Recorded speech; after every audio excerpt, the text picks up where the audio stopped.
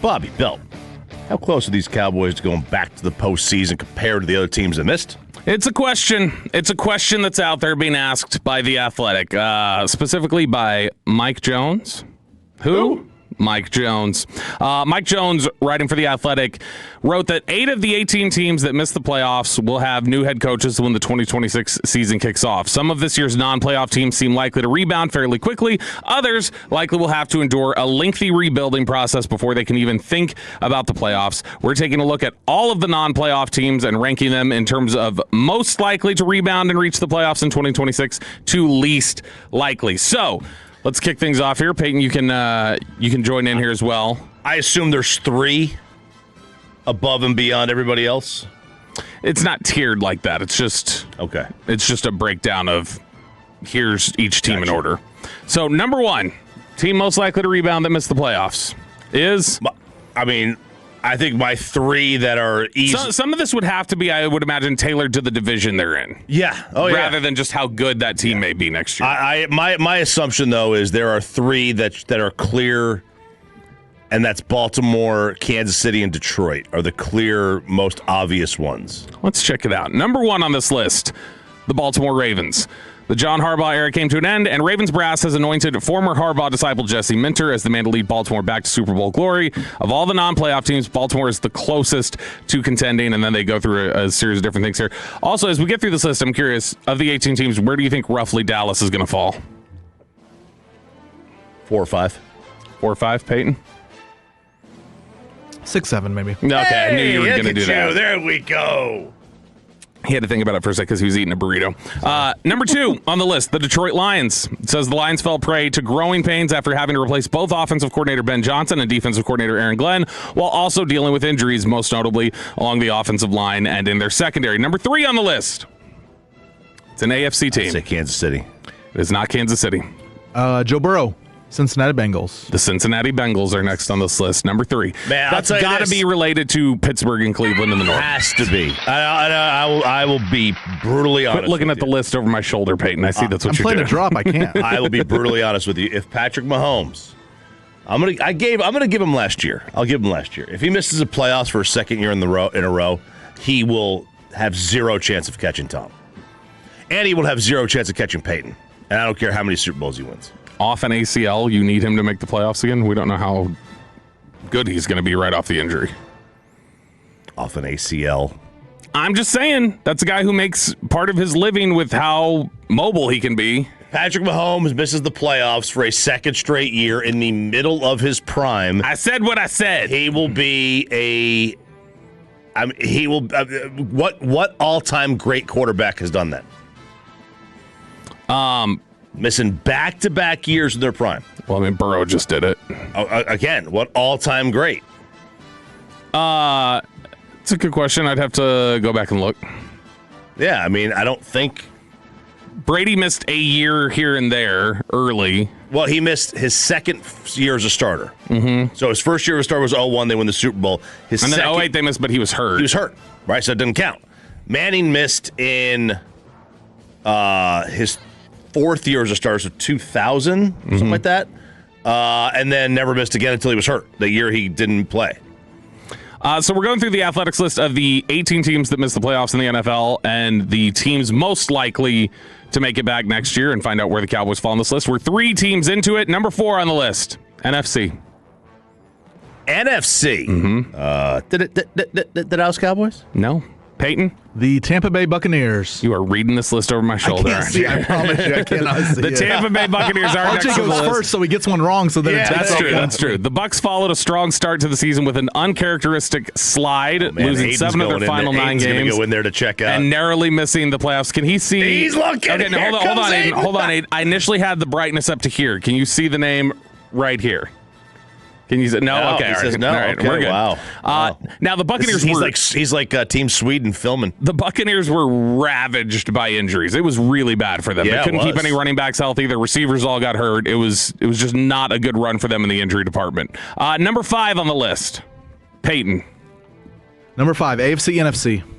Just guess since you're reading it. Oh,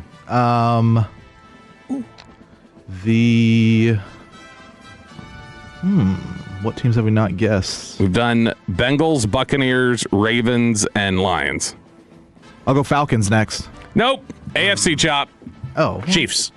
The Kansas City Chiefs. Boy, they are holding on to them in national circles that, they're going to bounce right back. Dude, there was an article already, early offseason predictions, okay? In fact, let me pull this up really quickly. So they were doing the early predictions on ESPN of the 2026 season. So it was like, okay, let's take a look and see who is your predicted MVP for next season, who is your predicted Super Bowl matchup, whatever. There are still already 2 different writers at the ESPN roundtable that picked the Chiefs to win the Super Bowl next year. Look, it's hard to pick against them, man. It's not. They just went 6-11, and they've got no cap space. It's very easy to pick against them right now. None of the teams on this list have any cap space, right? Baltimore. So ESPN did a breakdown. Again, all this cap space is fluid, but Detroit's minus $23 million in cap space. The Chiefs are minus $62 million. They have the least amount of cap space in the NFL. Baltimore's got $7 million. The Bengals have $60 million. That's good. Wow. It says the Cowboys are minus $67 million in cap space on the ESPN one. No, that's not correct. That's not at the moment. But that may just be... That may be with the hold with Pickens on there that they anticipate. That probably has, yeah. All right. We're doing the 18 teams that missed the playoffs. This is from The Athletic, and the likelihood that they will return to the postseason next year. We still have not hit the Dallas Cowboys. We're through 5. Number 6 on the list. Dallas Cowboys. No, it is the NFC, though. It is the NFC? Mm-hmm. Minnesota? No. The Falcons. The Atlanta Falcons. The Falcons have been close, finishing 8-9 in each of the last 2 seasons under Raheem Morris, but Arthur Blank had a quick hook and fired Morris and GM Terry Fontenot, and has turned the franchise over to former quarterback and league MVP Matt Ryan, the team's new president of football. Kevin Stefanski takes over as head coach and will try to help guide this team to a breakthrough. Number 7, we are back in the NFC. Minnesota? No. Peyton? The No. Wow. Okay. Whoa. They are Mike Jones not is on the list. Mike Jones is they might be off it completely. Mike Jones is a little low on the Cowboys, it seems like. The Saints? No. You were right when you said the Cowboys division. The Giants? No. The Commanders. The Washington Commanders. An injury-plagued sophomore campaign for Jaden Daniels, hiccups caused by Terry McLaurin's contract holdout, limitations at running back, and gaping holes on the defense all added up to a big disappointment for Washington in 2025. Dan Quinn fired both coordinators, gets a reset there, and they expect Adam Peters to have a strong offseason to infuse both units, and they've got them number 7. Number 8 on this list, NFC. I'm not going to guess the Cowboys. Minnesota? The Minnesota Vikings. God. The Vikings let 2024 starter Sam Darnold leave town, and he helped the Seahawks win the Super Bowl. Meanwhile, J.J. McCarthy's first season as a starter featured far more struggles than the Vikings anticipated. They obviously made the change at GM after the season, so they're hoping for a little bit of a reset. But we are now 8 teams into this. On the list of 18 teams most likely to head back to the playoffs in 2026, number 9, NFC. The Dallas Cowboys? The Dallas Cowboys. This is the full write-up. First-year head coach Brian Schottenheimer proved effective as an offensive architect and play caller, but an atrocious defense cost Dallas a shot at the playoffs. So Schottenheimer fired Matt Eberflus as defensive coordinator and hired former Eagles secondary coach / passing game coordinator Christian Parker, hoping the 34-year-old can ignite the unit. He has to have something to work with, though. Jerry Jones did make moves to upgrade the interior of the defensive line, but the Cowboys still badly need impactful pass rushers and reinforcements at linebacker and cornerback.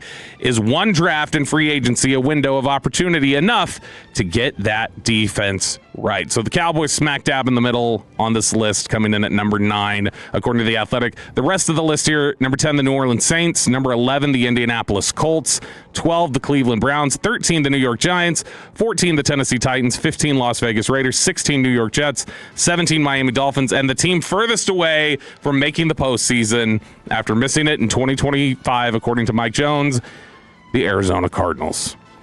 Arizona makes sense. The Raiders make sense. Miami, the Jets. How could the Jets be closer than anybody? I don't know how the Jets can be closer than the Dolphins. I agree. They're in the same division, so it's not like they've got the benefit of that. The Dolphins went 7-10 last year. Yeah, the Jets have to be the furthest away. The Jets are Arizona. I guess the Raiders too, but the Raiders are going to have the top pick. So. Raiders were so bad last year. Yeah. That was so much on display.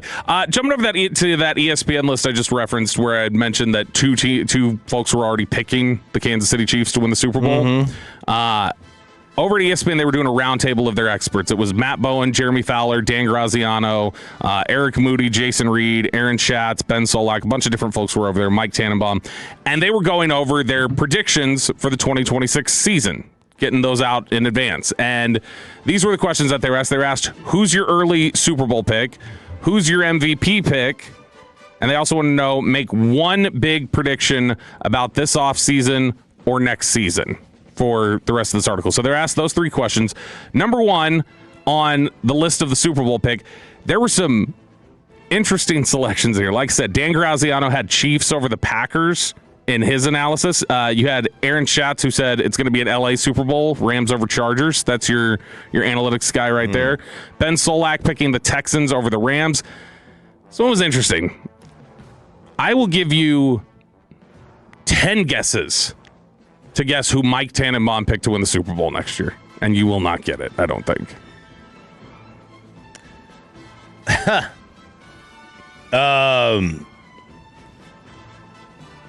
don't know, Minnesota. No, but similar kind of team, it feels like. Similar kind of team. I mean, they were worse than Minnesota last year. Detroit? Nope. New Orleans? Peyton, you want to guess? Worse. They had a worse record than New Orleans. They had a worse record than New Orleans. Oh, God. I mean, New Orleans was like 6-11. He says the 5-12 Washington Commanders are going to win the Super Bowl next year. He picks the Commanders over the Bills, saying Jaden Daniels stays healthy next season and bounces back in a big way. He plays in every game and finishes the season by outdueling Allen and the Bills in a 45-42 shootout in L.A. Man, that's the thing. That Super Bowl would be in L.A. if Seth Walder's right, or not Seth Walder, if Aaron Schatz is right, and it's Rams-Chargers in L.A. Oh, man. Gosh. That might be one to miss. Who's your pick for MVP next season? Matt Bowen, the tape watcher, the ball knower. Says Cowboys quarterback Dak Prescott. Oh, wow. He said Prescott had more than 4,500 passing yards and threw 30 touchdowns this past season. With the Cowboys expected to retain wide receiver George Pickens, whom they will likely give the franchise tag. Look for Prescott to produce high-level numbers again for a team that could challenge for the NFC East title in 2026 with an improved defense. Now, this was the section that kind of goes sideways again. And again, you talk about MVP picks. Aaron Schatz, Patrick Mahomes. Again, they're just thinking no curve for Patrick Mahomes coming back off the injury. But under the one big prediction about this offseason or next, and Jeremy Fowler and Aaron Schatz both coming in with a ton of Giants love. Fowler says the Giants will make the playoffs. The year one spike due to a top-shelf coach is a proven formula that worked last season for New England with Vrabel, Chicago with Ben Johnson, and Jacksonville with Liam Cohen. Harbaugh hopes to have a similar impact, and New York's roster is on the upswing. Yeah, the difference is those three are like really good coaches, and there's John Harbaugh. And then there's Aaron Schatz, who, again, analytics guy that you like. Yeah, I do like Schatz said the Giants will take a big leap, going from worst to first, thanks to the coaching of John Harbaugh.